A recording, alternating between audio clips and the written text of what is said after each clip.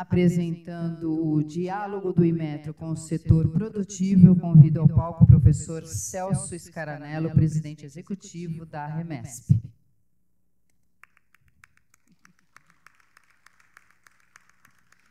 Convido também o senhor Márcio André Oliveira Brito, presidente do Inmetro.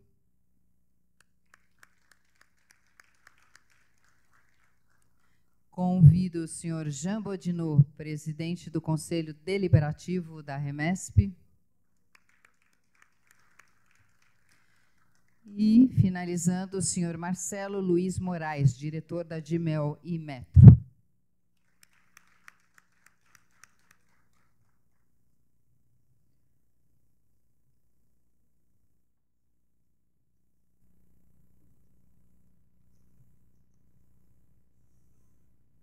Bom, sejam todos muito bem-vindos. Professor, palavra é sua. Boa tarde a todos. É com grande alegria que nós damos início ao diálogo do Inmetro com o setor produtivo. Esse diálogo, eu aproveito para agradecer ao presidente Márcio Brito, ele foi devidamente, vamos dizer assim, combinado quando nós fizemos a organização desse método legal. E o presidente, ele falou, puxa vida, vamos conversar com os empresários, com as entidades de classe, principalmente o pessoal da iniciativa privada, das indústrias. E hoje, presidente, nós temos aqui pelo menos 15 grandes empresas participando dessa nossa conversa. Eu conversei com alguns deles e pedi para que preparasse questões importantes dentro do âmbito, né, questões importantes para o Inmetro, para o presidente do Inmetro, para que pudesse ser respondido pelo nosso presidente, a quem eu aproveito para agradecer mais uma vez a presença, para que você possa conhecer essas pessoas, conhecer, vamos dizer, quais são as suas preocupações dentro do nosso método legal. Eu pedi para o Jean Bodinot, nosso presidente do conselho, estar conosco aqui também, e pedi para o Marcelo, né, que é uma mesa tão grande, é muito importante a gente ter pessoas que eventualmente poderão nos ajudar a responder questões desse nosso mundo da metrologia legal e também da metrologia científica, da metrologia industrial. Eu acho que o tema é aberto, né? Ele não será somente colocado para a metrologia legal. Eu fiz aqui uma relação e eu vou pedir para o nosso presidente da Ampes, que está ali, né? Para que ele... vamos falar sobre a dinâmica. Todos vocês têm um microfone, né? Tem um botãozinho aí que liga o microfone e poderão formulá-la para o presidente. Eu combinei com o presidente Márcio Brito que a gente faria as perguntas, cada um, e a gente tentaria responder, porque nós temos aí pelo menos uns 20 candidatos. Espero que o tempo seja suficiente para que a gente possa responder a todas as perguntas de vocês. Então, eu vou pedir, por favor. Bom, muito boa tarde. Obrigado, meu amigo Celso. Bom, primeiro, mais uma vez, agradecer a oportunidade em realizar mais uma edição deste programa dentro do evento da Remesp. Uma oportunidade ímpar, onde o principal sentimento do programa é uma reunião de trabalho, é uma conversa com o setor produtivo. Quando nós idealizamos esse programa, nós falamos pela manhã de forma muito rápida, mas em linhas gerais, nós temos algumas premissas na execução desse programa. Nós estamos na 4ª edição, fizemos a primeira em Brasília, reunimos 19 segmentos. Depois nós fizemos uma na Fiesp, a 2ª edição. reunimos 32 segmentos. Fizemos uma terceira aqui em São Paulo, também com todo o segmento da linha branca e os associados da Eletros. E hoje estamos realizando a 4ª edição. Então, o desenho do programa foi formatado, primeiro, a aproximação com o setor produtivo. É aquela conversa mesmo da alta direção do Inmetro com a indústria, com o comércio, com todo o setor produtivo. Primeiro, para somar esforços, em resolver questões que existem possibilidades técnicas de ser resolvido a curto prazo. Até agora, durante todas as edições, nós encaminhamos muitos projetos de vanguarda a médio e a longo prazo, mas também resolvemos muita coisa que era possível apenas por uma decisão ou ausência dela. Então, nós convidamos o diretor de metrologia legal, que também vai nos ajudar nas possíveis demandas da avaliação da conformidade, já que o diretor da avaliação, o Dr. João Nery, estava em outra agenda.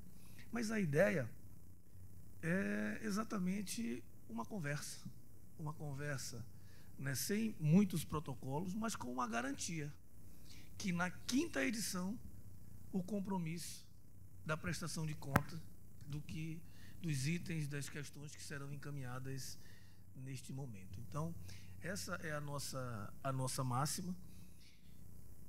Estamos ansiosos aqui para ouvir as demandas. Tenho absoluta certeza que pode aparecer muitas questões recorrentes, mas o momento é olhar para o para-brisa e não para o retrovisor. Então, situações que, por mais que sejam recorrentes, vamos tratar como pauta nova e imprimir toda a energia para que possamos, de alguma forma, melhorar a atividade de vocês e sair daqui com um sentimento otimista e que as coisas irão avançar e melhorar dentro do nosso negócio, do nosso ambiente. Então, mais uma vez, muito obrigado, Celso, obrigado, Jean, e vamos iniciar os trabalhos. Então, retomando os nossos trabalhos, obrigado, presidente, pelas palavras, e nós organizamos aqui algumas pessoas, né, que farão essas perguntas. E eu acredito, eu já havia combinado contigo, que a gente faria a resposta a cada pergunta, à medida que elas fossem chegando. A gente pede para que seja feito de forma o mais sucinta possível, para a gente dar mais oportunidades de questões para todas as empresas aqui representadas. Então, Murilo, por favor, a palavra sua. Murilo é da Ampesse. A palavra é sua. Obrigado, boa tarde.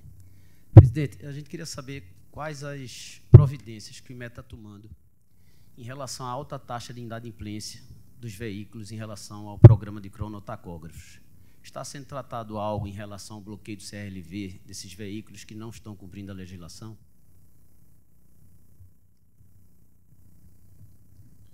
Obrigado pela pergunta. Bom, o Inmetro está realizando, acho que desde o último seminário que nós realizamos na Bahia, o Inmetro vem fazendo gestão junto ao Senatran, principalmente para viabilizar esses possíveis bloqueios, né? Então, hoje nós temos 2 projetos que fazem, de certa forma, esses bloqueios. Eu estou falando da verificação dos tacógrafos, né? Então, existe um projeto que roda lá no Amazonas e um projeto que roda lá na Bahia, além de 7 estados que executam o monitoramento, a fiscalização remota. Mas o nosso objetivo era que o Senatran, e nós sabemos as dificuldades quando a gestão é realizada nos DETRANs estaduais. Então, em muitas situações, existe um problema de transversalidade local. Por isso, a alternativa de conversar com o governo federal. Então, em relação a este movimento, nós estamos na fase de alinhamento do sistema. Houve um problema jurídico lá atrás, onde o Senatran entendeu que não era possível fazer esse bloqueio.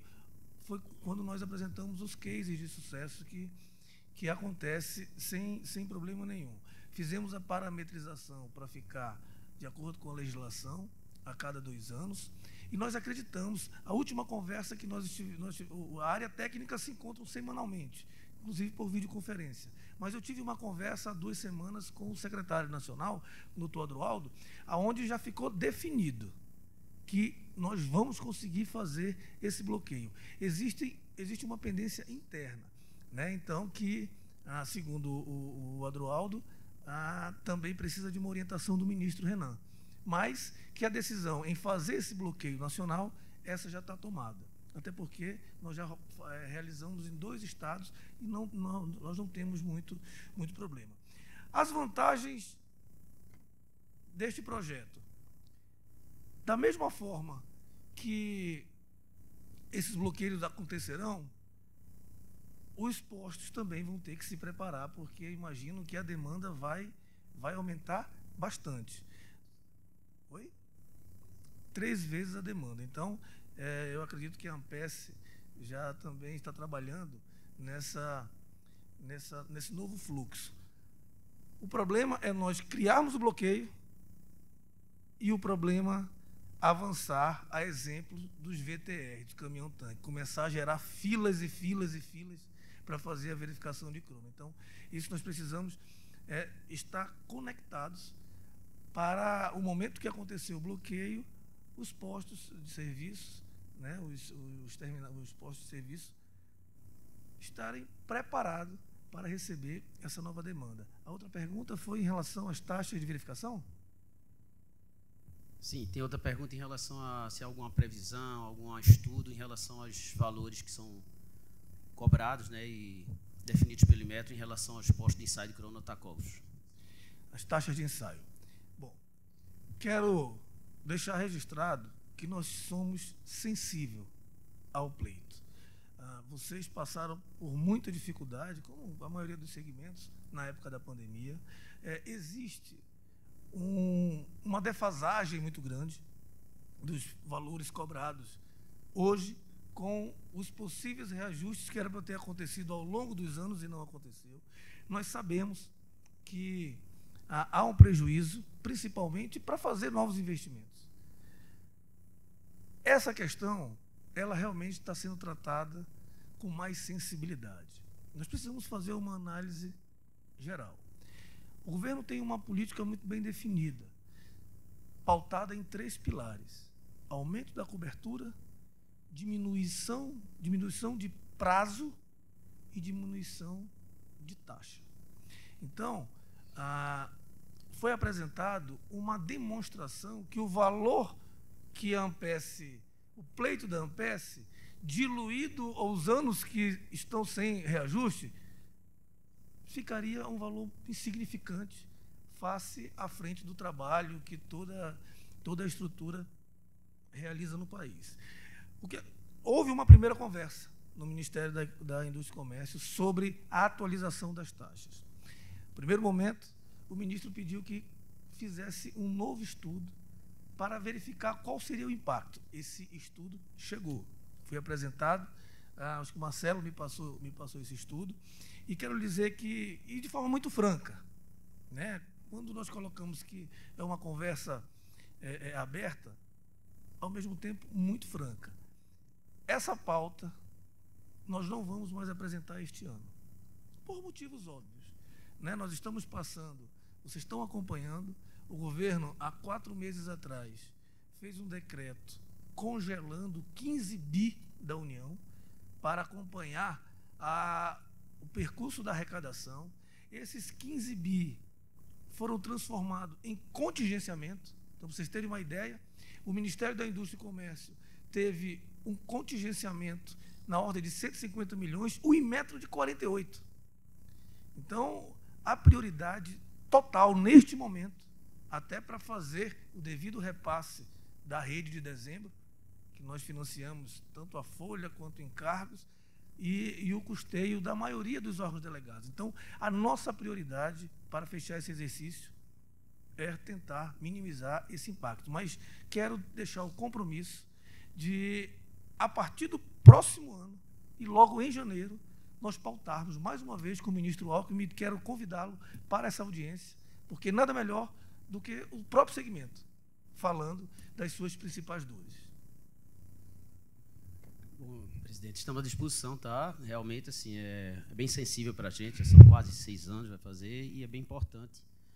E, principalmente, se a gente pensar no aumento de custos que teve durante esse tempo todo. Então, o próprio usuário até já entende que, como ele sabe, ele vê as notas fiscais, que esse tempo todo, os mesmos valores, ele vai ser sensível também à aceitação de alguma atualização dos preços.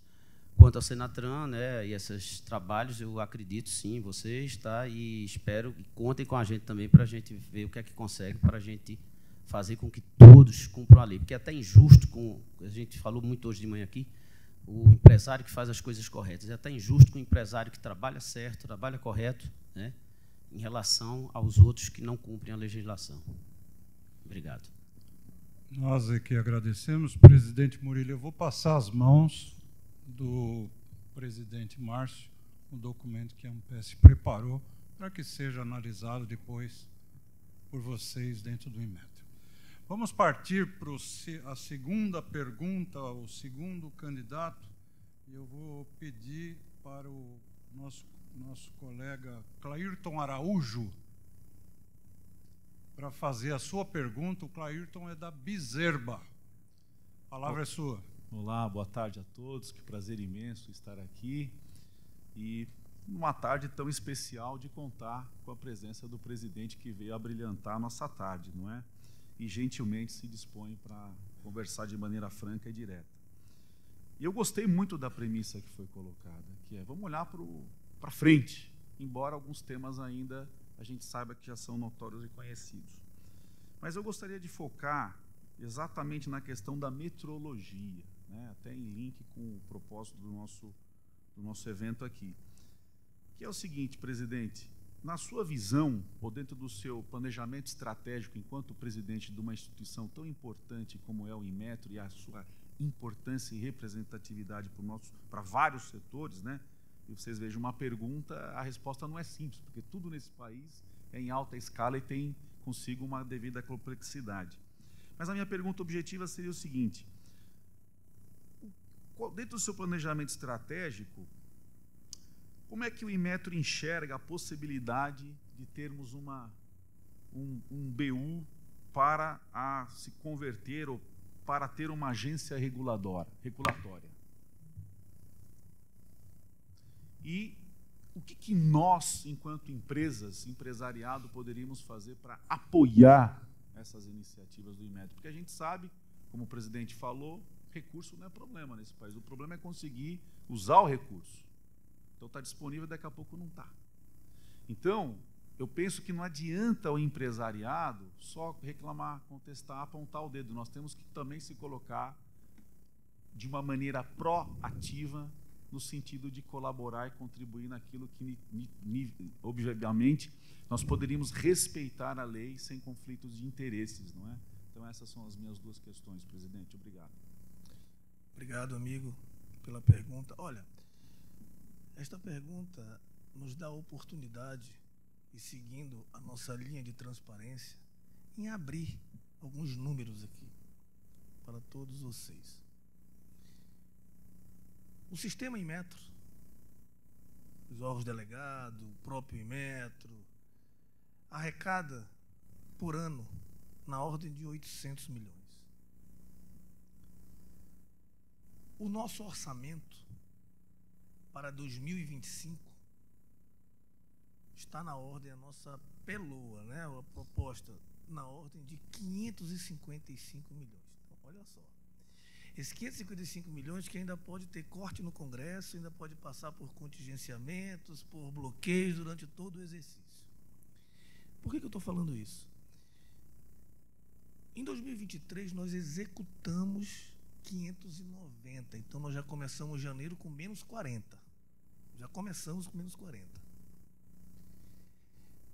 Enquanto o caminho da receita para o financiamento da atividade, de vigilância e etc., for por meio de GRU, com esse recurso indo para o cofre, o sistema sempre terá dificuldade, porque jamais o Inmetro conseguirá um orçamento correspondente à sua arrecadação, que seria o mundo perfeito. Até porque isto iria impactar no teto de gasto e no teto fiscal. Então, nós entendemos a política fiscal do governo, e não é desse governo, não, é de todos, porque existe um teto e você não tem como ultrapassar. Por que que o Inmetro, hoje, em 2024, possui um patrimônio em infraestrutura mais de 18 bi? Por quê? Porque lá atrás, quando foi pensado essa rede, essa capilaridade no Brasil, o caminho da receita ficava no Estado, certo? E, por meio do convênio, 30%, de 30%, de 70%, de 20%, esse intervalo de 30%, 70% ficava no Estado e 30% retornava para o Inmetro. Ora, e o Inmetro tinha toda a autonomia administrativa e financeira. Então, o Inmetro tinha... Qual era a arrecadação do Inmetro? Qual era o orçamento do Inmetro? 30% do Brasil.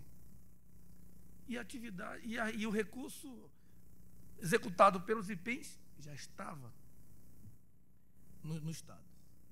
Então, o caminho é crescer e crescer.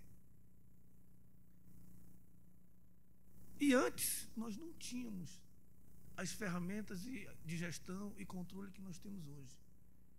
À época, a prestação de conta, conciliação bancária, era tudo no papel, né? E funcionava. Quando foi implementada a GRU, que esse montante da receita entra no cofre da União, o Inmetro começou a diminuir o seu tamanho, pelos motivos que nós acabamos de colocar, porque agora a referência é o orçamento da União. Então, desde aí, existem dois grandes movimentos no Inmetro para que o Inmetro consiga colocar a água embaixo do nariz. Uma, e esse pleito é antigo, é a transformação para uma agência reguladora, que teria uma movimentação e uma melhoria nessas cotas orçamentárias. E a outra é retornar os modos operantes de receita que era no passado. E agora com muito mais controle. Então, quando nós estávamos ainda na presidência da ANOD, da Associação Nacional, nós, com a articulação com toda a rede e com os parlamentares, nós encaminhamos um projeto de lei. Esse projeto de lei já foi revisado, hoje já está na Comissão de Justiça do Congresso. Então, é possível, sim, que esse projeto avance. Porque aí, imagina o jogo do ganha-ganha. O Inmetro ficaria, e aí pode sofrer os cortes que o governo precisa fazer. Porque dos 555 milhões, se ele cortar 30%, nós não vamos ter recurso suficiente para fazer investimento no Brasil, porque o encargo maior, que são salários, o recurso já estará no Estado. Então, o Inmetro ficaria responsável por todos os bens de capitais, investimento. Voltar a fazer investimento na rede e no Brasil, infraestrutura, tanto dos órgãos delegados, quanto em todo o sistema, melhorando o seu... Porque hoje nós conversamos muito da digitalização, enfim, nós sabemos que o caminho é esse. Mas isso custa caro. Isso precisa de tecnologia. E olha, se nós vamos começar o ano com menos 40 milhões, nós precisamos investir em tecnologia para fazer a gestão do sistema. né?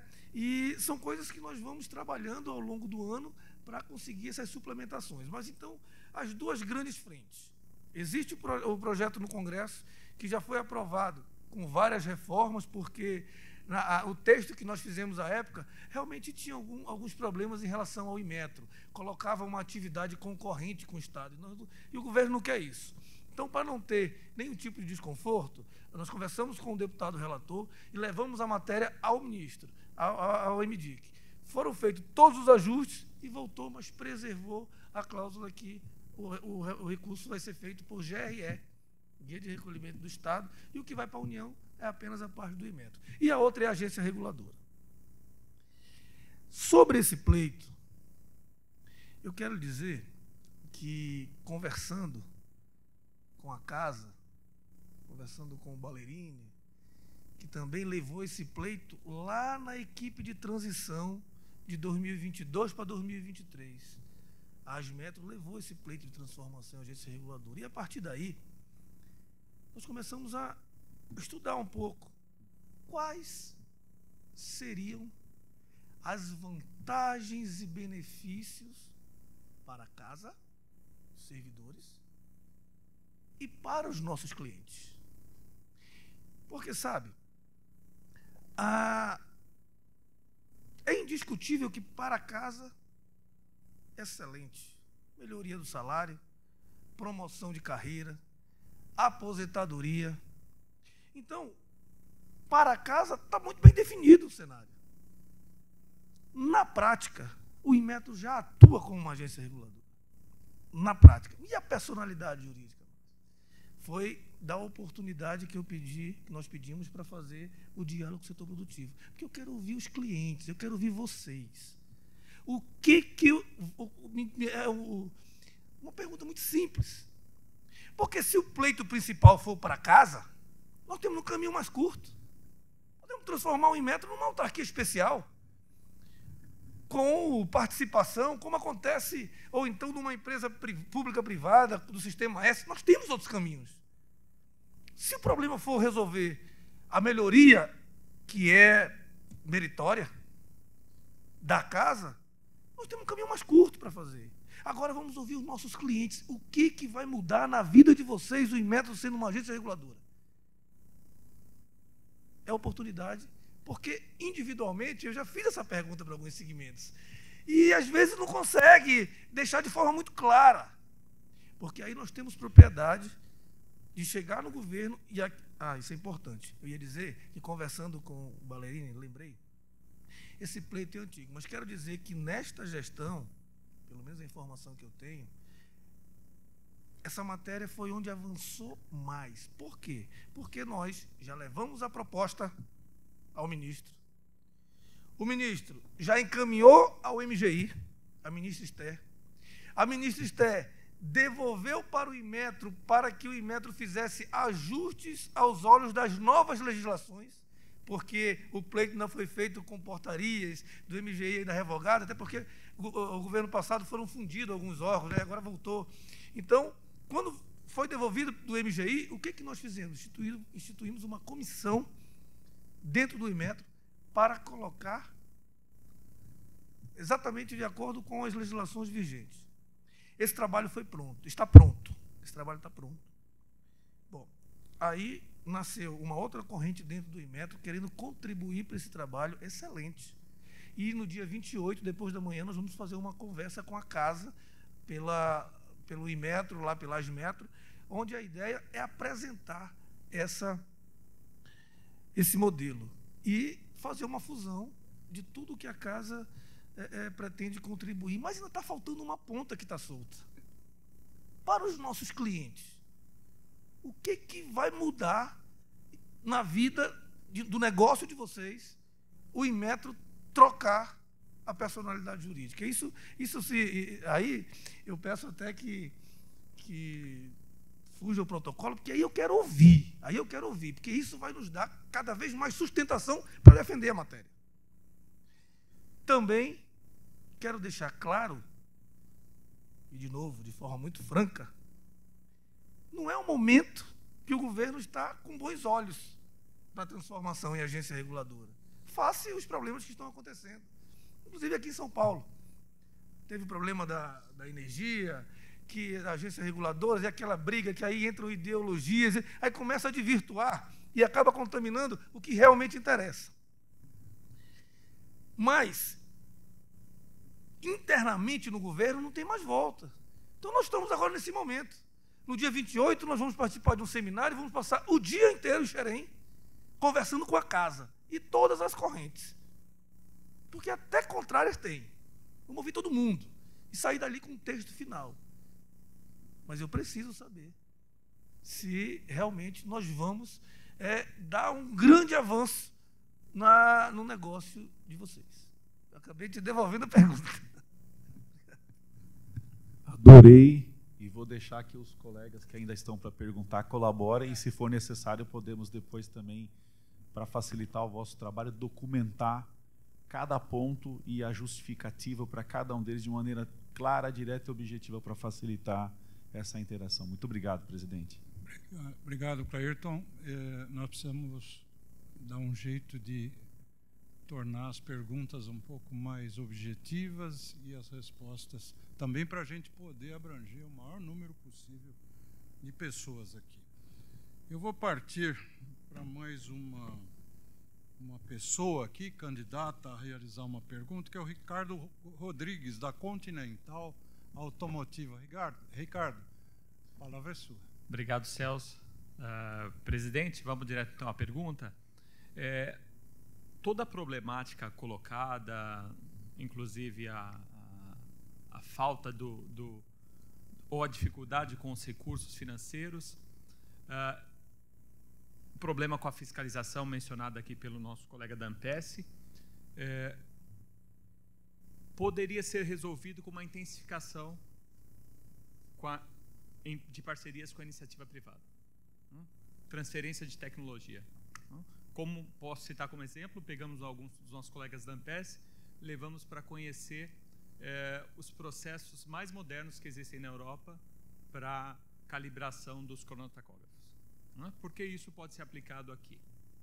Então, são tecnologias disponíveis na Europa, nós, como uma empresa multinacional, temos a possibilidade de fazer essa transferência.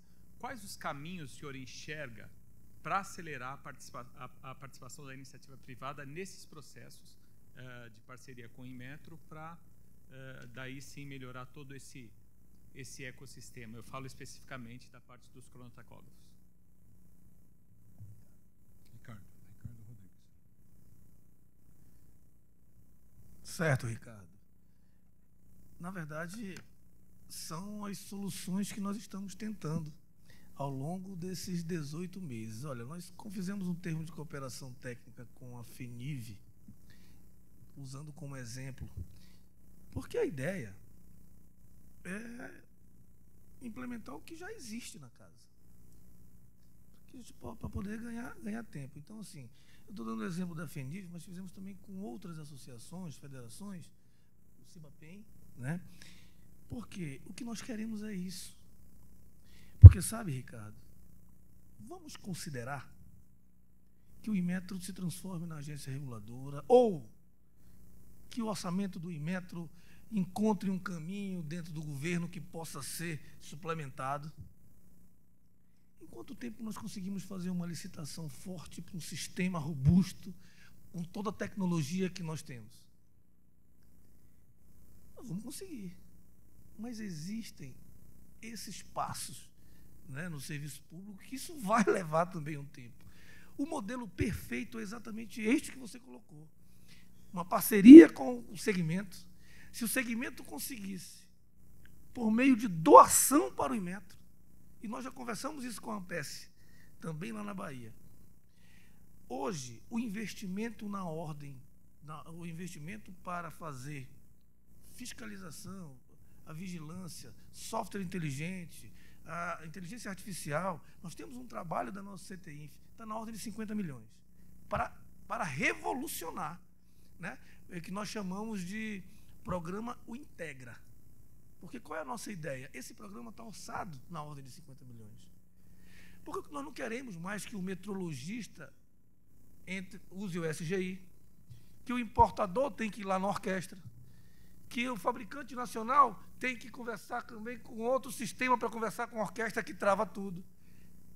O que nós idealizamos é uma ferramenta chamada Integra, onde todo e qualquer usuário do sistema Inmetro vai entrar neste programa, que é exatamente a fusão de todos os sistemas que existem no Inmetro, mas com os seus fluxos todos remodelados e atualizados. Então, ora, claro que esse valor realmente é um valor muito grande, mas aí nós teríamos, sim, condições de fazer uma revolução tecnológica em todo o sistema. Mas, o que nós podemos fazer? Exatamente essas parcerias. E aí, se você setorizar, você vê que o valor é muito menor. E aí, quando você divide com a categoria, com os associados, e demonstra os benefícios, né? Isso é construído a várias mãos. Então, assim, nós estamos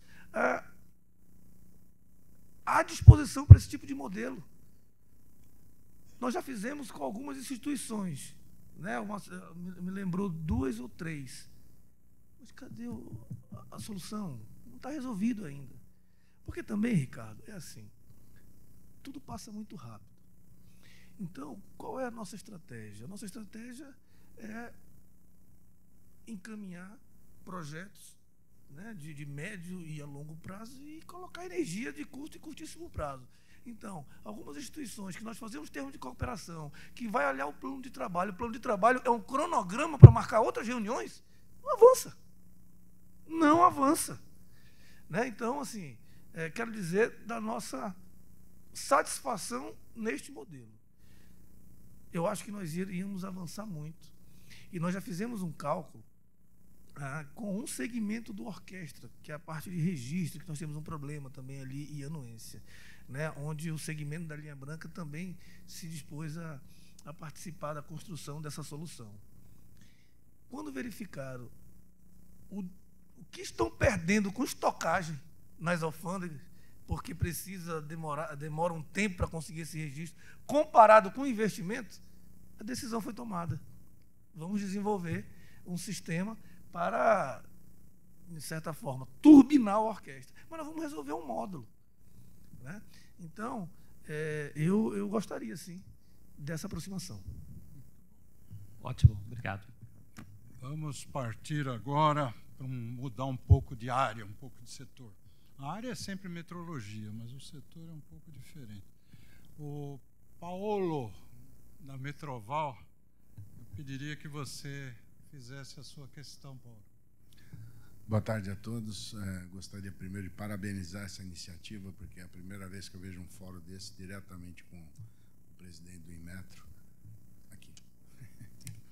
E eu vou numa questão um pouco mais específica relativa a problemas do dia a dia que a gente encontra. Né? A nossa empresa, a Metroval, ela é uma empresa que atua no setor de GNV há pelo menos 20 anos e entendemos ser um mercado carente do controle legal. Diferentemente das bombas de gasolina, que são super vigiadas, tem a modernização, tem muita coisa sendo implementada nessa condição. Né? A gente entende que essa condição é prejudicial para toda a cadeia, do produtor ao consumidor final, né? Especialmente ao consumidor final, que é o mais vulnerável. Né? Uma das perguntas que a gente sempre tem é por que a disparidade da tratativa desses dois mercados, né, combustíveis líquidos dos gasosos para consumidor final, e se o Inmetro tem planos para corrigir essa situação. Né? Acho que é um problema bem específico e bastante complexo. Vou pedir para o Marcelo apenas contextualizar e aí nós fazemos o fechamento. Pois não. Boa tarde, Paulo. Boa tarde a todos e a todas. A pergunta sobre GNV é boa, né? Porque você está falando, a gente tem, né, as bombas de combustível já regulamentadas há mais tempo e GNV acaba sofrendo um pouquinho mais, apesar de ser um instrumento de medição regulamentado, ser controlado, esse controle está bem aquém do que a gente gostaria. Tecnicamente, tem alguns desafios que são diferentes, né, pela natureza da medição, principalmente por causa da densidade do gás, que é uma informação que varia muito ao longo do dia, né, da medição. mas mais especificamente que a gente tem nossa equipe técnica está trabalhando sim na revisão do regulamento. O presidente já me cobrou várias vezes que a gente ainda não tem aprovação de modelo do dispenser de GNV, e eu já prometi para ele que ano que vem vai ter. Então é isso, a gente está trabalhando no desenvolvimento, na revisão desse regulamento, né?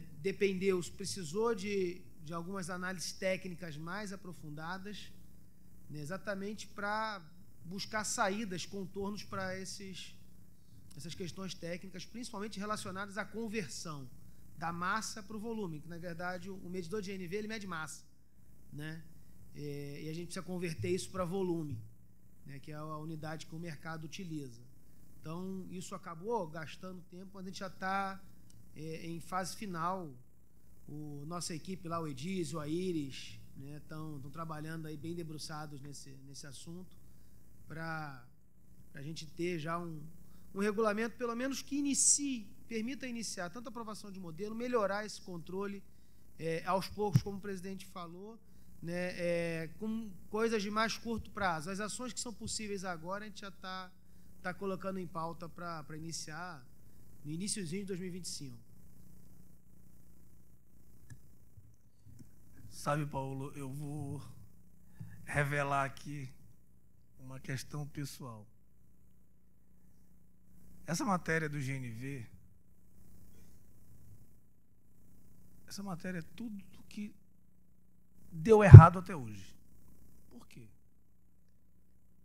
Vejam, quanto tempo tem gás natural no Brasil? 40 anos, 30 e poucos anos. 30 anos. Eu sou metrologista e quero lhe dizer que trabalhei durante anos realizando verificação e eu não sabia que até hoje não existe portaria de aprovação de modelo do dispenser. Não existe modelo de aprovação das bombas, né? Quer dizer, eu passei 15 anos da minha vida validando o quê no campo? Sem nenhum tipo de rastreabilidade, confiabilidade, não tinha identidade aquele equipamento. E se nós não avançarmos, vai acontecer a mesma coisa com a eletromobilidade. Porque hoje está avançando. Fomos visitar uma indústria onde nós não temos regulamento para bomba, nós não temos padronização ainda definida, nós não temos modelo de aprovação de carregadores, nós não temos modelo de aprovação da infraestrutura da eletromobilidade. Olha o que deu errado no GNV. Certo? Então, como é, meus amigos, e assim, eu gosto dessa oportunidade de falar abertamente, sério. Como é que nós vamos explicar para a sociedade que ela abastece há 30 anos do gás natural veicular, onde não existe um regulamento para dizer se aquela quantidade está verdadeira, não importa a grandeza, se é massa, não tem confiabilidade ali, não tem uma identidade aquele equipamento. Como é que nós garantimos a segurança disso? Então, assim, isso é uma das coisas que eu caracterizo como, se pegar um modelo que deu errado, é essa parte do gás natural. Mas como nós iniciamos aqui a conversa, vamos olhar para frente. O Marcelo já fez um compromisso comigo que isso tem que sair o ano que vem. Tem que sair o ano que vem e nós vamos repactuar o nosso plano de trabalho imediatamente para fazer uma ação dirigida, mas agora com rastreabilidade. Então, eu fico imaginando quantas e quantas bombas relógios nós autorizamos rodar no Brasil. Porque, engraçado, o kit tem que ser certificado, o cilindro tem que ser certificado, o cilindro tem que ser requalificado, a oficina que está instalando tem que ser registrada no IPEM, mas a bomba não tem aprovação de modelo e nem... Vejam como... Eu acho que, se for definir um ponto forte desse nosso evento aqui, é a transparência, né? Vocês percebem que nós estamos conversando aqui como se todo mundo fosse da mesma casa. Porque as soluções nós temos que construir juntos. Se passaram 30 anos e nós não conseguimos resolver esse problema, é porque nós estamos precisando de ajuda. Nós estamos precisando da Metroval, nós estamos precisando dos nossos parceiros. e baixar a guarda e reconhecer que nós temos que fazer isso para ontem, para que não possa seguir o mesmo modelo dos carros elétricos. Obrigado. Vamos seguir em frente, porque tem uma fila grande de pessoas aqui. Vamos lá, metrologista gosta de conversar. Isso aí. Metrologia. Eu vou passar agora. Seu Breno Schweitzer, da Alfa Instrumentos. Boa tarde, senhores. Então, considerando que o Brasil é um dos grandes produtores mundiais de grãos, tá? Toda essa produção tem que ser quantificada, ou seja, pesada. Atualmente, existe uma regulamentação para pesagem estática, mas ainda não temos para pesagem dinâmica. O que significa pesagem dinâmica? Balanças de fluxo, balanças integradoras. O ganho logístico desse tipo de balanças é muito grande, em função da sua velocidade. Imagine, por exemplo, uma fila de caminhões ou até de vagões para serem pesados. O atraso que isso causa na transferência de custódia, em todas as transações comerciais.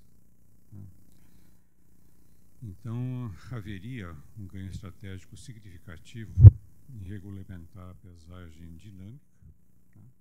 E com isso eu acredito que o país possa ter uma grande vantagem em produtividade e em eficiência logística. Eu queria perguntar a posição do Inmetro em relação a esse tema no momento.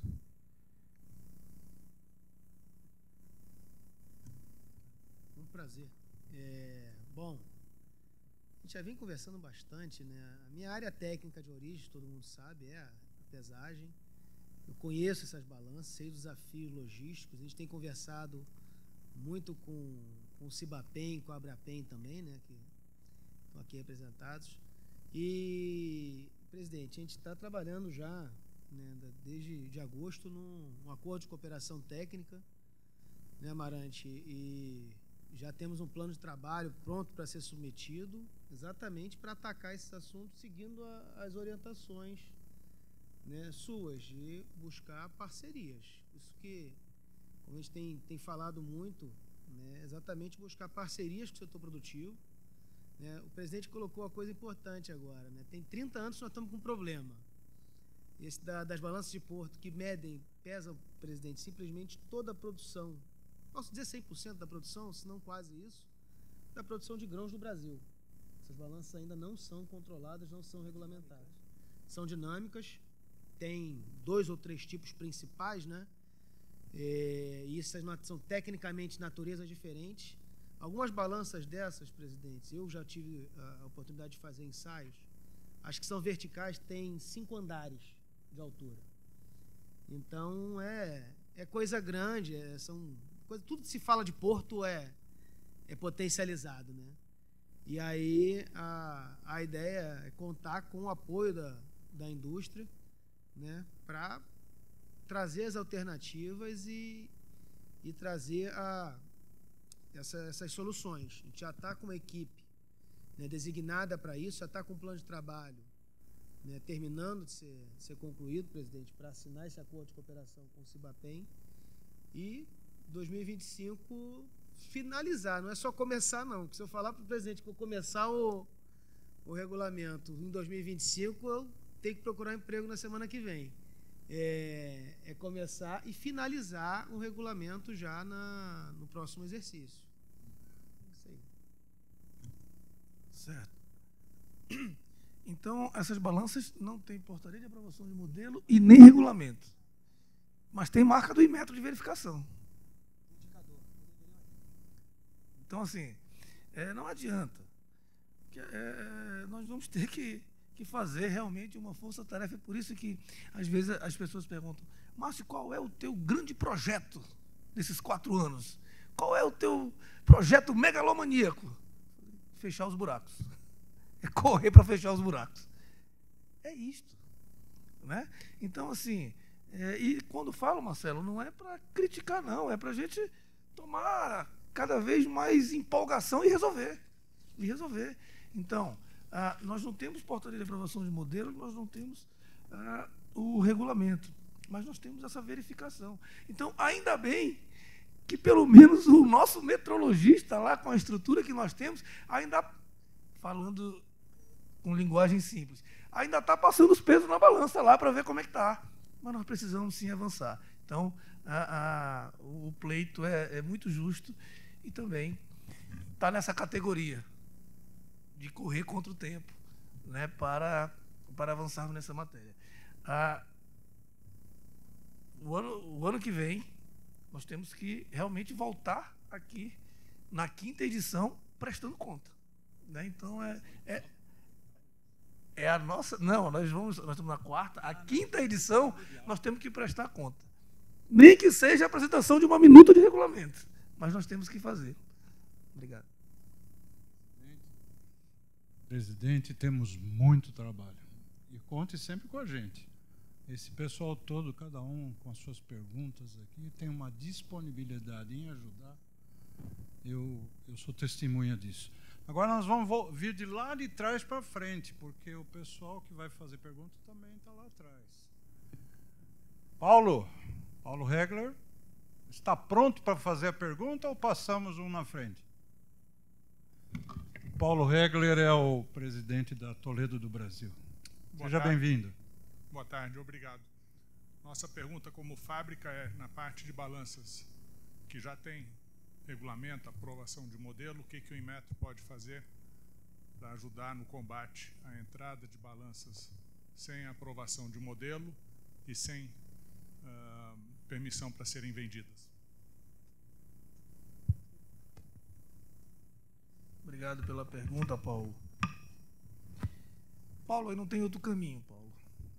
É fortalecer a vigilância, né? Então, desconstruir esse ambiente favorável para a aplicação da fraude. Então, nós temos balança que é um clone perfeito, com marca de verificação, né? E aprovação de modelo, você jura que existe, que essa balança está regulamentada. Então, Paulo, nós comentamos mais cedo do grande volume de balanças sem aprovação de modelos que estão que estão entrando no Brasil por meio das plataformas digitais aí, das plataformas de e-commerce, né? E não é apenas isso, mas este movimento também vai ajudar a minimizar esse impacto. Então, o que tem de fato concreto nós estamos fazendo? Fato concreto em relação à balança. Número 1, fizemos um convênio com a Receita Federal e passamos todos os instrumentos que são regulamentados. Então, estivemos lá com o secretário Barreirinha e ele já começou e distribuiu para todo o Brasil. A ideia é tentar segregar lá na origem. Número 2, realizamos uma reunião com as principais plataformas que fazem esse comércio. Americanas ontem, né? Então, assim, existe uma aproximação. Nós entendemos que essas plataformas é um comércio físico. Eles alegavam que não tem responsabilidade porque eles só hospedam as balanças. E nós mostramos que não, porque eles têm lucro, eles ganham por isso. Então, o que nós fizemos? Notificamos, e foram mais de 25 plataformas, demos um prazo, elas, a maioria, realizaram essa aproximação, nós demos 90 dias para que essas plataformas retirem seus anúncios, mas ainda tudo de forma mecânica, e nós precisamos colocar a tecnologia. Então, o escritório do Inmetro aqui em São Paulo, Sudeste, que vai ter como ponto-alvo a delegacia cibernética, vai funcionar da seguinte forma. Uma explicação bem simples, né? Nós estamos, em parceria, também construindo esse sistema, esse software, que nós vamos chamar de guardião. Como é que vai funcionar esse guardião? A fiscalização vai ser uma sala com mesas inteligentes e ilhas operando o guardião.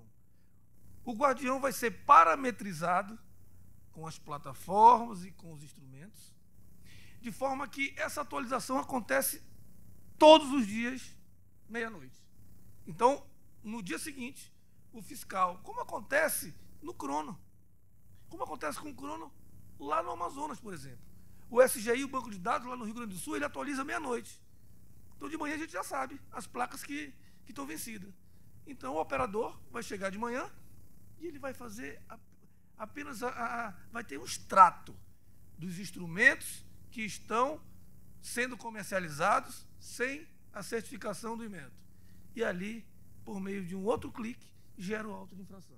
Então, esse modelo está todo desenhado e nós iremos implementar, sim, ainda no primeiro semestre de 2025. Então, e a outra ponta é a vigilância de mercado. Então, nós precisamos fortalecer essa vigilância. Então, o nosso desafio é muito grande, porque para você financiar a atividade, você precisa de investimento. E nós sabemos que a cada R$1 que o governo coloca, o Inmetro coloca na vigilância, volta 4. Então, o que nós temos é que avançar nessa estratégia. E a repactuação dos planos de trabalho com 24 órgãos estaduais e 2 superintendências que encerrou na sexta-feira passada, já é uma demonstração disso. Porque nós pactuamos 20% em cada código de instrumento regulamentado. A balança está contemplada. Além disso, nós temos um problema muito grande com as cidades fronteiriças, das balanças importadas. Então, nossa amiga Isa e a nossa equipe lá de Roraima conhece muito bem isso. Você vai em Pacaraima, no BV8, as balanças todas são de Santa Helena. O que o Inmetro vai fazer? Vai inviabilizar a atividade econômica e fechar tudo? Vai aprender tudo? Ou, por meio de parcerias, nós vamos levar a oportunidade lá nessas cidades e renovar, por meio de financiamento, de parceria, todas essas balanças, todos esses instrumentos, adquirindo balanças nacionais. É este o trabalho que a CAINT, que é a nossa coordenação da área internacional, está fazendo. Nós temos uma reunião agora no dia 18 de dezembro, acho que é dia 18, em Letícia, porque lá também tem o mesmo problema com Tabatinga. Então, nós já realizamos 2 workshops, principalmente com a área internacional, para que também possamos não sair e apreender, dar uma solução para aquele comerciante, apresentar por meio das associações quais são os equipamentos que têm regulamentação aprovada, produtos, fortalecendo a indústria nacional. Então, assim, o que nós estamos colocando aqui, nós pontuamos em 5 frentes, são fatos concretos. Mas a transformação do selo, o projeto Inmetro na palma da mão que vocês conhecem. Quem não conhecer, a gente pode mandar um videozinho pequeno para tomar conhecimento. Olha, é muito simples. Vamos começar com 3 produtos, né? Que é o cilindro de GNV, o capacete, e o extintor. Mas nós vamos avançar. Começamos com produtos, vamos avançar para o instrumento, né? E a nossa ideia é que não só os selos da avaliação da conformidade, mas sim as marcas de verificação também detenham essa tecnologia. Aí pronto, aí cada cidadão vai ser um fiscal, né? Então, nós temos um vídeo, se tiver tempo a gente coloca aqui o vídeo. Então, nós vamos transformar cada cidadão num fiscal, porque é assim, simples, nós temos um atendente que é a medida, por meio de inteligência artificial, e rápido, 1 minuto, 2 minutos, o próprio consumidor vai saber se aquela balança é certificada ou não, da forma que vai acontecer com esses 3 produtos. Então, são medidas, Paulo, que nós estamos tomando para tirar esse ambiente de conforto para a fraude e para a importação sem esse controle. Muito bom. Voltando, falamos em extintores de incêndio, eu vi o Jadilson lá atrás. Jadilson, você quer fazer a sua pergunta? Posso fazer. É da Prime. Eu tinha feito aqui uma... Primeiro eu queria dizer que nós estamos num momento muito especial porque nós temos o primeiro presidente, ou pelo menos que eu tenha conhecimento, de origem dos IPENs. Isso acho que faz uma grande diferença, porque nesses mais de 20 anos de relacionamentos que temos com o Inmetro, eu percebo que o IPEN é um membro importantíssimo para fazer acontecer as políticas, as portarias e, enfim, as definições que o Inmetro regulamenta. A minha pergunta original é mais ou menos a do Paulo, porque agora no café, mas eu vou alterá-la um pouco, porque agora no café o Clairton estava comentando comigo que no Nordeste tem uma estatística, possivelmente já levantada pelo grupo deles, que 70% das balanças de medidas são fakes, elas não são regulamentadas. Isso é muito fácil de a gente perceber, esse dado realmente deve ser verídico. E isso é um problema porque a gente, como indústria, concorre com o pirata de uma forma desleal, porque o pirata não paga imposto, o pirata não obedece norma, o pirata não paga taxa para o Inmetro, enfim, o pirata, ele inclusive não pesa adequadamente. Às vezes é desfavor do próprio comerciante, mas isso falta informação. Bem, mas nesse momento especial, eu acho que eu mudei um pouco a minha pergunta. A minha pergunta é o que o presidente faria para combater a pirataria. Mas ele já respondeu boa parte dessa pergunta. Eu vou mudá-la um pouco e dizer o seguinte. As balanças, até onde eu tenho informação, as balanças de fabricação brasileiras, elas recebiam um selo de verificação inicial há muitos anos e de verificação subsequente. Esses selos contêm DNAs de segurança. E hoje está disponível, pronto, a possibilidade de um software gratuito, que nós disponibilizamos há 15 anos, mais ou menos, para outros produtos, inclusive, entre eles, é só incluir essa na plataforma, que uma foto desse produto, desse selo, ele vai dizer o lote que ele foi produzido, quando ele foi identificado e tal, e se aquela balança é ou não autêntica, pelo selo, obviamente. Porque se ela tiver o selo do Inmetro, parte do pressuposto que ela foi aprovada por um regulamento e está autêntica. Aquelas que não têm o selo, ela não é possível fazer a validação. Presidente, como isso já está disponível e não há custo adicional para ninguém, e nós podemos fazer isso retroativo a, sei lá, 10, 15 anos, porque a gente tem histórico de tudo isso na inteligência artificial que nós temos lá, o que o senhor acha de a gente começar a implementar isso? Bom, deixa eu ver se eu entendi. Bom, as balanças saíram, os fabricantes, a balança saiu das fábricas com a verificação inicial. Mas eu acho que, desde a época da pandemia, foi substituído a verificação inicial para não inviabilizar a atividade por autodeclaração. Mais ou menos isso, né? Por autodeclaração. Então, eu imagino que tem muita balança chegando no mercado sem nenhum tipo de referência de etiqueta. Só passa a ter uma identidade pela rede com a verificação subsequente. Isso. E a ideia era... Você tem uma tecnologia... Não, a gente já tem disponível isso para vários produtos, né? Porque, na verdade, se eu te apresentar uma cédula de dinheiro aqui do Japão agora, que, diga-se passagem, muito bem feita, o senhor não tem condição de dizer se ele é falso ou verdadeira. Porque o senhor não tem a referência certa. Agora, como nós temos o histórico de todos os selos, todas as verificações iniciais, todos os subsequentes que foram produzidos na última década, e neles contém um DNA exclusivo. Com a fotografia, o software diz, olha, esse selo é autêntico, é verdadeiro. Veja, eu digo para você que dá para fechar. Talvez não dê para fechar 100%, mas dá para começar a fazer uma restrição.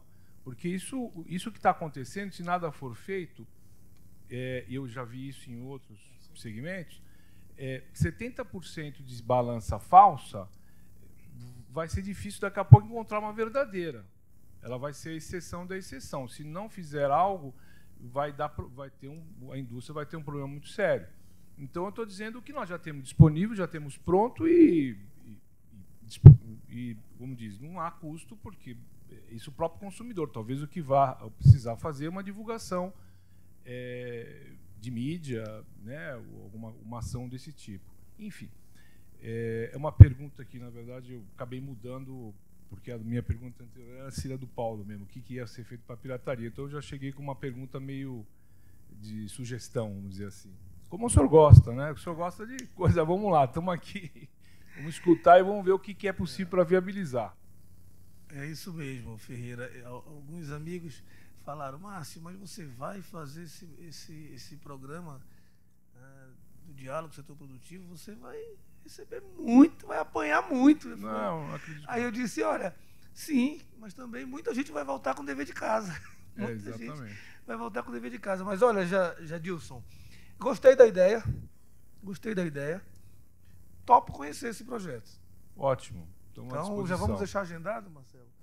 Até para eu entender. Me geraram algumas dúvidas aqui, mas aí, na hora da apresentação... Plantamos a semente para mostrar de onde pode ser chego. Então, fica este encaminhamento. Tá, a gente marcar ainda hoje uma data para você apresentar. Ótimo, estou à disposição. Muito obrigado. Obrigado, Jadilson. Vamos agora para... São tantas perguntas. Eu vou passar para um jovem empresário. É você mesmo, você que arrepiou a sobrancelha. Anderson Fernandes de Souza. O Anderson é um empresário do setor de permissionárias. Faz a sua pergunta, Anderson. Vamos lá. Boa tarde a todos. Trabalho na Pesolab, é uma permissionária aqui no interior de São Paulo, Jundiaí, e atuamos no segmento de pesagem. Senhor presidente, tendo em vista a crescente preocupação mundial de governos, empresas, consumidores, com os efeitos climáticos ocasionados aí por pegadas de carbono, deixadas principalmente por equipamentos eletrônicos descartados, que teriam algum tempo de vida útil adicional, alguns países já estão adotando práticas sustentáveis que visam reparar equipamentos eletrônicos que teriam algum tipo de extensão de sua vida útil, adotando práticas sustentáveis. Na França, por exemplo, foi adotado um exemplo de um selo de grau de reparabilidade do instrumento, tornando assim equipamentos que poderiam ter uma reparabilidade, uma condição diferenciada entre os instrumentos.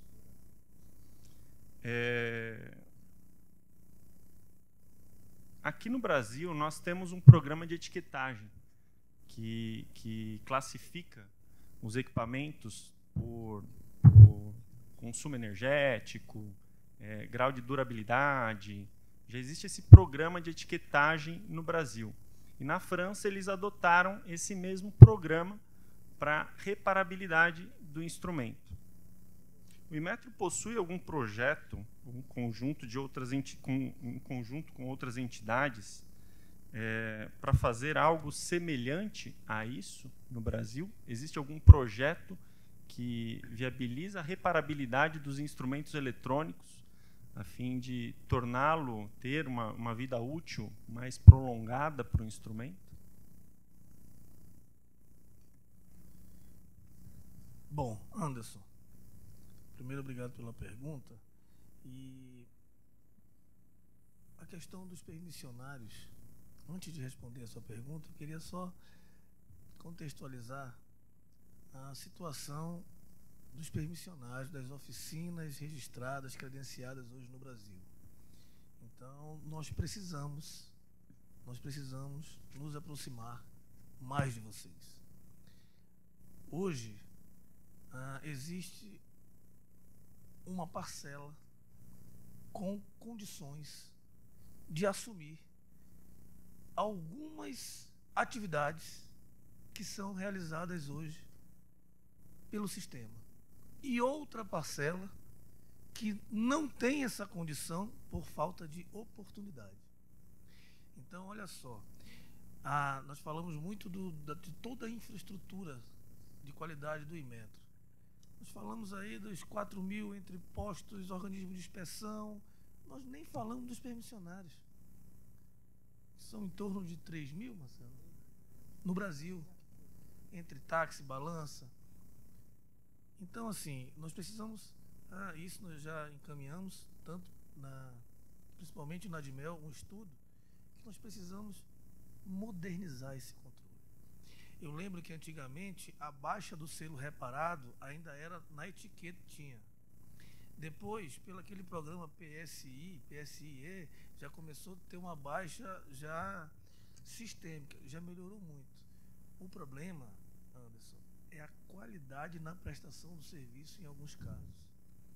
Então, da forma que existe uma ponta validando instrumentos com algum tipo de fragilidade, também existem manutenções sendo realizadas com tal fragilidade. Então, assim, nós precisamos fazer uma modernização geral no sistema, que passa pela parte regulatória, né? Principalmente a portaria hoje que autoriza, aquilo ali, essa tem que ser revista imediatamente, né? Tem muita coisa ali que não se aplica. Então, é uma das nossas preocupações. Quando fala de GNV, aí o negócio fica pior ainda. Nessas instaladoras, essas oficinas, aí que realmente nós temos uma situação muito difícil. Em relação mas quero deixar registrado que está no nosso radar a aplicação de uma modernização com as oficinas credenciadas, com as permissionárias. Bom, nós temos um programa de etiquetagem, que é o PBE, né? Isso já é consolidado no Inmetro. Eu não me recordo agora se para instrumentos tem algum tipo de identificação definido a vida útil, que geralmente essa recomendação vem do fabricante, né? Eu lembro que nós tínhamos um problema muito grave na época de substituição das balanças mecânicas semiautomáticas para as eletrônicas, porque nós dizíamos que tem que trocar, mas a balança aprovava. Então, era uma dificuldade muito grande, porque não tinha uma recomendação de vida útil, enfim. E hoje nós temos várias práticas de sustentabilidade que seria possível, sim, transformar aquela carcaça, né, em um produto sustentável, um outro equipamento. Eu te confesso que eu não conheço do Inmetro algum projeto nessa direção. Não sei se o Marcelo conhece, mas vamos encaminhar, porque eu acho interessante. Não definindo a vida útil, né, porque isso nós precisamos da informação do fabricante, mas definindo uma periodicidade em relação às manutenções, aos reparos. Gostei da ideia. Só para complementar, Anderson, na verdade, o que define de fato a vida útil do instrumento é a capacidade dele de atender aos erros máximos admissíveis, atender ao regulamento, né? Claro, sem precisar ter intervenção a todo momento. E isso varia muito de instrumento para instrumento, é inerente à competição, à qualidade de cada um. Né? O regulador, o Inmetro, ele trabalha com requisito mínimo. Dali para cima, você vai ter instrumentos de níveis diferentes, isso é normal, em qualquer segmento, em qualquer lugar. Uma coisa interessante, né, que quando você falou me chamou a atenção, o nosso estado, lá do nosso órgão delegado de Rondônia, se eu não me engano, presidente, está desenvolvendo um projeto piloto, né, de convênio com universidades, com ONGs, para converter, no caso, equipamentos apreendidos em outros itens não metrológicos para serem usados em escola de robótica, para serem usados em instituições de ensino, porque está falando aqui de placa eletrônica, de equipamento, né? E isso pode talvez ser solução não completa, mas ser alguma alternativa sustentável, né, para reuso de componentes, de peças, até de instrumentos, né, que podem não estar adequados para aquela finalidade principal, mas foi o que você falou, a gente está numa fase de reciclar, de reutilizar, né, de esticar o uso daquele produto, pode ser, né, redirecionar o uso pode ser uma alternativa. Não temos o PBE, o Plano Brasileiro de Etiquetagem, ele versa muito na eficiência, mas do produto novo, né? Acho que a gente não tem nada para essa linha, mas talvez fique uma sugestão aí bem interessante de explorar, presidente. Só complementando, quando eu me refiro a esse grau de reparo, Na França, eles classificaram os fabricantes, inclusive, como fabricantes que possuem uma facilidade de se conseguir peças de reposição que são não precisam ser necessariamente aquela original, pode ser uma paralela, enfim. Eles classificam os instrumentos com um grau de reparabilidade em função de N fatores. Hoje, no Brasil, isso é comum. Hoje existem diversos permissionários que trabalham com recondicionamento de placas de circuito impresso, para fazer com que aquilo que seria um lixo eletrônico, tenha uma vida útil que atenda ainda a legislação, atenda às portarias. Então, dando uma vida útil maior àquele instrumento que se tornaria um lixo eletrônico. E isso a gente vê no dia a dia, lá como permissionário, e que poderia ser uma solução também para diferenciar produtores. Estive em Xangai em 2019 e presenciei comercialização de equipamentos de pesagem sendo classificados por peso do instrumento. Então, se aquele instrumento tinha um peso um pouco maior, significava que ele tinha, teoricamente, uma qualidade um pouco maior para o comprador. Então, esse tipo de situação, para nós, brasileiros, não seria o ideal. E aqui existe essa cultura de prolongar a vida útil do instrumento até onde não dá mais, ainda mantendo as características de atender às portarias vigentes, às regulamentações vigentes. Então, seria uma sugestão aí, se houver essa possibilidade, e de envolver a Remesp, os permissionários, os fabricantes aí, para poder pegar e conscientizar nesse aspecto. Eu acho que seria oportuno, sim. Né? Inclusive, se partir de vocês. Né? Esse projeto já materializado, meio com a ajuda da Remesp, para que a gente possa avaliar. Então, assim, tudo que nós pudermos encontrar um caminho mais rápido, com viabilidade, nós vamos implementar. Obrigado. Presidente, nós estamos chegando ao final e eu tenho duas perguntas. Eu vou pedir para que essas pessoas façam as perguntas e aí nós começamos o nosso encerramento. Obrigado, Fernandes, pela sua participação e intervenção. Eu queria passar o Ricardo Sampaio. Onde está? Ricardo, você pode fazer a sua pergunta? Eu não estou te enxergando direito aqui, mas o microfone chega. Estou aqui. Estão me ouvindo bem? Ok, bom, boa tarde, presidente. Parabéns pela iniciativa de estar conversando com a indústria.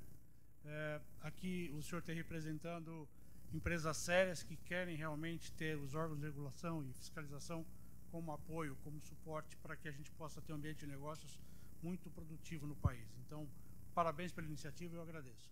Minha pergunta, talvez ela seja um pouco repetitiva na sua resposta, em função do que já foi discutido aqui durante o dia. Eu vou me remeter à portaria 236 de 94 e 157 de 2022, vem sendo revisada ao longo do tempo, mas é especificamente sobre o campo de aplicação dessas portarias, né? E tem gerado muita discussão, muitas interpretações ao longo do tempo de todos os órgãos que participam da rede, né?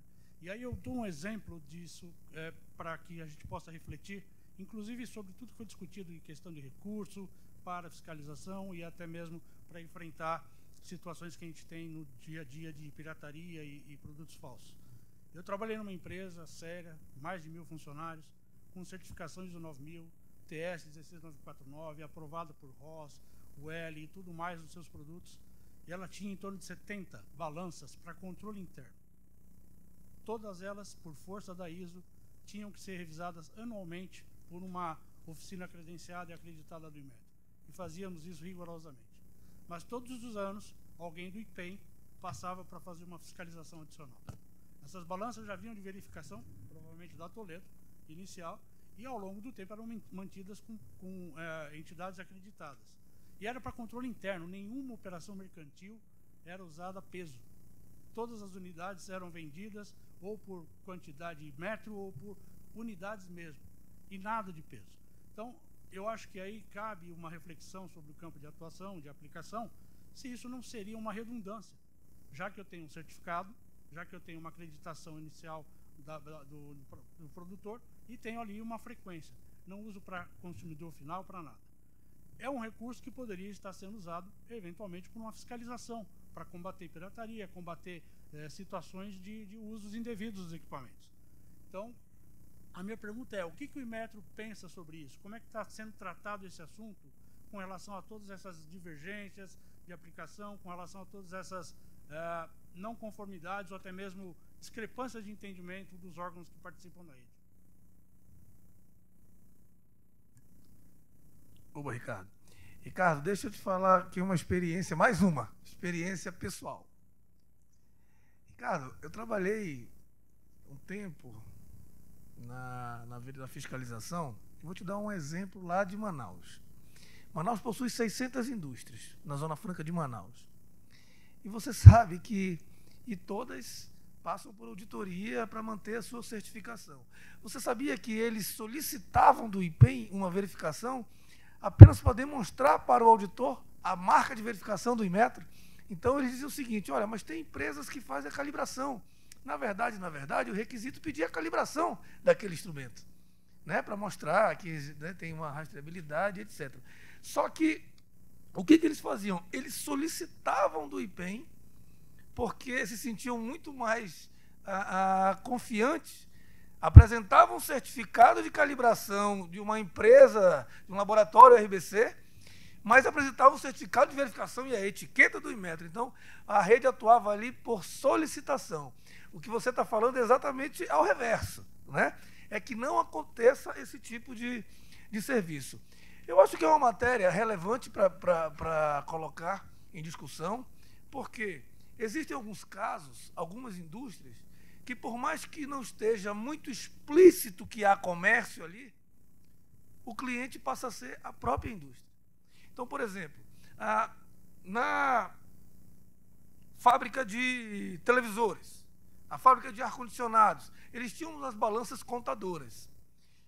Mas eles recebiam a matéria-prima, parafusos, enfim, e usava aquela balança para fazer a conferência e identificar o problema nessa relação de comercial. Então, o cliente passou a ser a indústria ali. E por isso que eles solicitavam que a balança dele fosse verificada e que a balança do fornecedor dele também fosse verificada. Então, assim, claro, existem linhas, existem processos que realmente não têm participação direta nenhum das premissas de regulamentação do instrumento, aquela parte comercial, saúde, meio ambiente. Mas eu lembro que essa discussão começou, isso tem uns 15 anos atrás, e a nossa Procuradoria Federal aqui, ela também deu um parecer dizendo que não teria essa obrigatoriedade. Então, aí passaram a aparecer esses cenários que eu comentei. E aí eu acho que daí que foi feita uma revisão na portaria que abriu a possibilidade. Eu acho que o que nós temos que encaminhar? Verificar a natureza da fábrica. E isso pode ser feito, Marcelo, como encaminhamento, pelo um ofício circular. Um ofício circular para os órgãos delegados, né, dando exatamente essa orientação, porque o metrologista ele tem condições de verificar se aquele instrumento está envolvido em algum pilar que seja passível de regulamentação. Então, esse seria o número 1, o número 2, por solicitação, e o número 3, não ter essa obrigatoriedade. Então, assim, Marcelo, eu gostei de encaminhar dessa forma, que a Admel se manifestasse no sentido de analisar esse cenário e passar um ofício circular para os IPEs, dando essa orientação. O metrologista, hoje, ele tem condições de verificar se aquele instrumento está envolvido em uma relação de consumo, em uma relação comercial, por mais que aparentemente não esteja.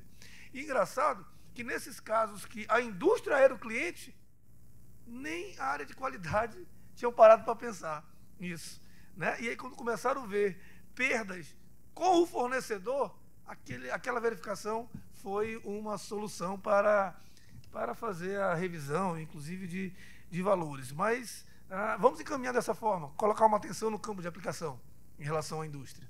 Presidente, pode deixar, está anotado. Inclusive, acho que vale registrar, boa parte do nosso staff gerencial aqui da Admel está presente na área de regulamentação, supervisão, controle. nosso diretor substituto também está aqui. Então, o pessoal já está com a...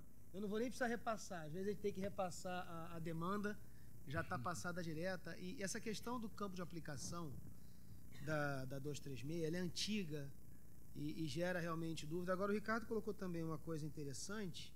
Foi o que você falou, Ricardo, sobre no caso, no segmento, já passa por algum tipo de controle, já tem oficina. O presidente acabou de falar dessa modernização do controle metrológico. Então, é bem pertinente a gente avaliar o todo. Né? E vai ter casos em que, se já tem um controle de uma oficina, já tem algum tipo de controle, aquele segmento já está protegido de alguma forma, já está sendo visto. Então, a gente vai fazer essa análise, sim, semana que vem. Eventualmente, as fiscalizações podem ser substituídas por algum tipo de documentação disso, né? Você faz algum registro, alguma documentação. E o que eu estou imaginando é liberar recursos para fiscalização, que pode até ser muito mais financeiramente interessante. Ao invés de se captar dinheiro pelas inspeções regulares, se tiver recurso para fiscalização, que ajuda o setor produtivo e muito, talvez seja até mais vantajoso para fins de arrecadação. Né? E ajuda o ambiente de negócio. É verdade. E a maioria das indústrias já possui contrato de manutenção com uma permissionária, né? Que ali, periodicamente, já existe esse controle. Então, se for ajudar a desonerar de alguma forma e ajudar a otimizar os nossos recursos para fazer uma operação mais dirigida, é bem-vinda a sugestão. Obrigado. Última pergunta. Obrigado, Sampaio. Última questão. O Zé Paulo, sobrou a última para você, me perdoe, mas alguém tem que ser o último. Não, tá. E aí vamos encerrar o nosso diálogo. Obrigado, Celso. Presidente Márcio, eu falo como permissionário de balanças, né, da Balanças Navarro. Eu queria saber como está o andamento do novo regulamento técnico, a gente tratou disso agora há pouco, né, dos permissionários, porque nós precisamos de novos modelos de capacitação técnica e administrativa para o permissionário hoje, né? E isso é muito importante, até para, num segundo momento, ser criado formas de capacitar o permissionário, seja através de Senai, Abrapem, Remesp, enfim, se criarem cursos, né, de capacitação real do permissionário. Então, eu gostaria de saber como é que está a implantação do novo regulamento. Zé Paulo. Então, Zé Paulo, bom, a reforma do regulamento, eu vou passar aqui para o Marcelo, mas eu gostaria de fazer alguns comentários. Paulo, uma ideia que nasceu neste evento, conversando com nossos amigos, o Inmetro lançou em julho de 2023 o PRONAC, é o Plano Nacional, é o Programa Nacional de Capacitação. Então, esse programa ele estava focado no nosso corpo técnico, formar metrologista. Então, nós direcionamos primeiro para a formação de metrologista, depois, considerando que nós temos um percentual muito grande de terceirizados que atuam também na parte de campo, né? Então, nós tínhamos um problema jurídico em relação a isso, que já foi superado pela AGU. Acho que a Dimel passou uma orientação para todos os IPENs, porque esses terceirizados também atuam ali, não com a fé pública de autuação, enfim, mas na realização dessas atividades. Então, nós, entre novos metrologistas, ou seja, efetivos do órgão que não tinham curso, e os terceirizados da rede, nós conseguimos formar mais de 800 técnicos de agosto até hoje. Nós já temos turma de mais de 1.000 inscritos. E aí eu pensei, por que não incluir a capacitação dos permissionários num convênio em Metro, Remesp e Abrapem dentro do PRONAC, que já existe esse lastro. Então, isso foi uma ideia neste momento, neste evento. Nós já estamos avançando, né? Nós temos uma conversa muito adiantada, inclusive já com uma data prevista, nesta parceria com o IPEM São Paulo, que também está viabilizando cursos de capacitação com as universidades e colocando pelo PRONAC, além do sistema crescer, nós conseguimos dar realmente uma visibilidade maior para a sociedade do que treinamentos pontuais e formações pontuais. Então, nós temos essa relação com os órgãos delegados, e por que não, Cacá? Não é isso? Promover, o PRONAC já existe o escopo definido, já existe uma coordenação, o que nós precisamos. E olha só, sem envolver um ator novo, sem envolver nada que possa ter um tempo para desenvolver, não. O PRONAC está em pé, está desenhado, existem os permissionários, existem os parceiros. É gestão. Então, eu acredito que nós podemos avançar, sim, nesse desenho. E, a partir daí, capacitar todos os permissionários por meio dos nossos parceiros. Eu acho que é um encaminhamento positivo. Obrigado. Presidente, quem que quer falar? Oi, Zé Paulo. Só queria agradecer, esclarecedor. Obrigado. Nós é que agradecemos aí a sua participação.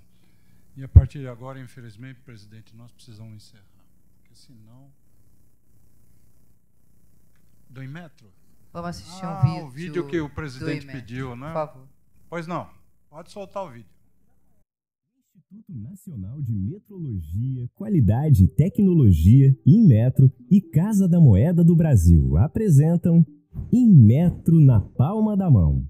O mundo mudou, a tecnologia avançou e o Inmetro acompanha essa evolução de perto. Ao longo dos anos, o Inmetro vem trabalhando incansavelmente para transformar digitalmente suas atividades, seguindo as orientações do Ministério do Desenvolvimento, Indústria, Comércio e Serviços, atendendo às demandas da Indústria 4.0. Reuniões com fabricantes, associações e revendedores foram realizadas para mapear as dificuldades enfrentadas no dia a dia, como o grande número de selos falsificados no mercado. 3 segmentos relacionados à segurança do usuário foram estrategicamente selecionados: capacetes, extintores de incêndio e cilindros de gás GNV. E quem mais poderia ser parceiro do Inmetro para combater a falsificação e produzir um selo 100% seguro e totalmente inviolável? Isso só seria possível em parceria com a Casa da Moeda do Brasil, instituição responsável pela produção, controle e rastreabilidade de documentos importantes e essenciais para o brasileiro, como passaportes, cédulas da moeda brasileira, o real, e selos fiscais, garantindo qualidade, segurança e integridade à sociedade. E assim nasce o Inmetro na palma da mão, com um novo sistema de vigilância de mercado que traz mais segurança para as relações de consumo do brasileiro e avanços para as demandas da Indústria 4.0. A missão é combater a falsificação e proteger o consumidor a partir da criação e produção exclusiva de selos de verificação e rastreabilidade de produtos, com a segurança da Casa da Moeda do Brasil, acompanhado de um sistema digital que possibilita a consulta de produtos regulamentados de forma online. A produção de novos selos com a presença de elementos únicos de segurança vai melhorar a rastreabilidade e reduzir a falsificação. O novo selo de verificação do Inmetro busca impossibilitar a falsificação de selos que antes eram impressos em gráficas terceirizadas. Agora, os selos serão produzidos exclusivamente pela Casa da Moeda do Brasil para coibir qualquer tipo de falsificação. Veja como funciona. Ao comprar, por exemplo, um capacete para motocicleta, aponte com a câmera do seu celular para o selo do Inmetro que deve estar presente no produto. Já sabe, né? Se não tiver o selo, desconfie à primeira vista. Em seguida, você será direcionado ao WhatsApp para falar com a nossa assistente virtual, a Medida. A Medida enviará o link para você baixar o app do Inmetro, disponível para Android e iOS. Assim que o download for concluído, a Medida entrará em contato para autenticar o selo do produto no app do Inmetro. Se o selo for verdadeiro, ele passará pelo sistema e o consumidor pode ficar tranquilo. Essa é uma boa compra. Caso seja falso, o sistema vai acusar a falsificação e você pode denunciar ao Inmetro. Viu como é simples? Com o Inmetro na palma da mão, todo cidadão pode ser um agente fiscalizador e ajudar no combate à falsificação.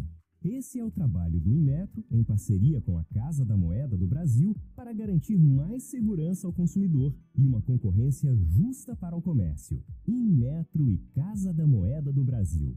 Confiança e segurança a serviço do Brasil.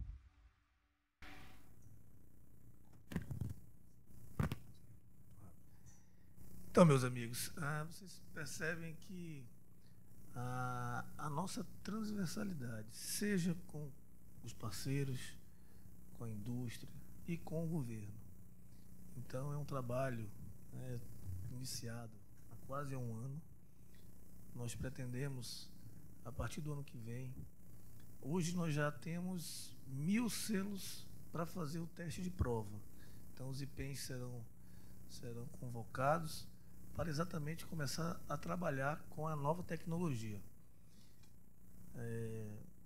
Deixa eu dar um dado para vocês aqui. Olha só como o negócio tá feio. Nós fizemos um estudo apenas dos últimos 2 anos e revelou olha esse número, mais de 80 milhões de selos falsificados nos produtos regulamentados do Inmetro.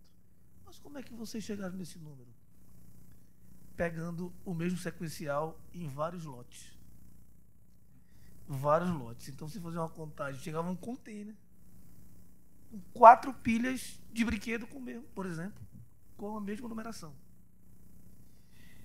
Por quê? Porque o sistema, ele abre essa oportunidade. Então, você, pelo GovBR, eu acho que faz a compra, você coloca a tua quantidade e aí informa uma gráfica. A gráfica precisa atender hoje um edital que vai dizer o layout, tamanho e tal. E aí, quando nós pedimos na Adconf, me dá a quantidade de selos que nós vendemos nos últimos 2 anos. Não é a quantidade de selo, a quantidade sequencial que nós disponibilizamos para as gráficas produzirem. 6 milhões. E aí, pedimos a mesma informação da indústria.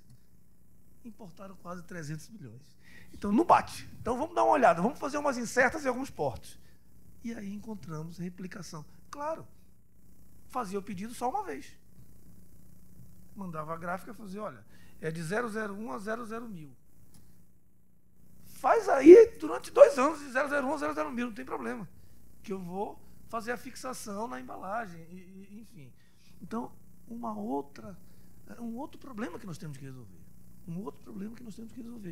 Então, o que nós estamos fazendo, com o Inmetro na palma da mão, é pelo menos encontrar uma porta de entrada e uma porta de saída.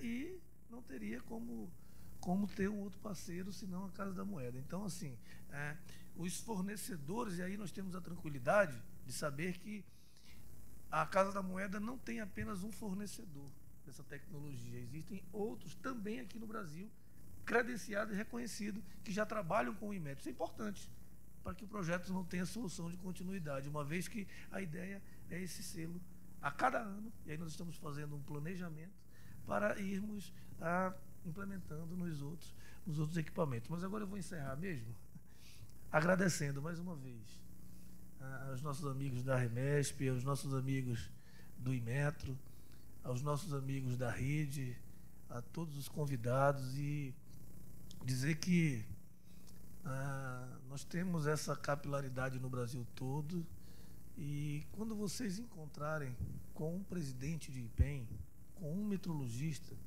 quero que vocês tenham a certeza que vocês estão enxergando ali o Inmetro. É o Inmetro, você está conversando com o Inmetro, você está conversando com a diretoria e com a alta direção do Inmetro. Então, era esta mensagem que nós queremos passar. Então, assim, nós temos vários ouvidos no Brasil. Se aproximem, porque só juntos nós vamos conseguir fazer uma virada forte no nosso sistema, no nosso Inmetro. Somos juntos. Obrigado. Presidente, infelizmente a gente gostaria de ficar aqui mais algumas horas. Eu até tinha pedido para o Jean fazer um depoimento, mas eu vou encerrar rapidinho, porque nós já estamos com o nosso horário bem avançado. Mas eu queria encerrar já com o compromisso. Eu gostei demais do diálogo e eu tenho a impressão que todos os nossos convidados, empresários que participaram com perguntas, outros que não puderam participar, mas todos aqui então vão compartilhar desse meu pensamento. Vamos fazer um próximo diálogo no nosso próximo evento aqui em São Paulo.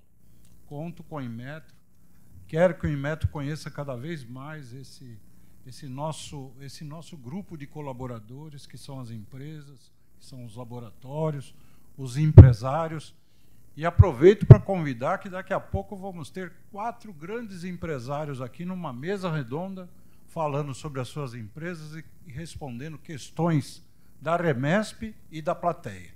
Então, presidente, mais uma vez, muito obrigado. Obrigado ao Marcelo pela presença. Obrigado, presidente. E eu encerro aqui solicitando e pedindo a todos uma salva de palmas ao nosso presidente que atendeu esse convite tão importante. Então, agora é café? Vamos lá, vamos só fazer a foto oficial, por favor. Depois da foto oficial, faremos um breve intervalo para o coffee break. Voltaremos em 15 minutos, por favor.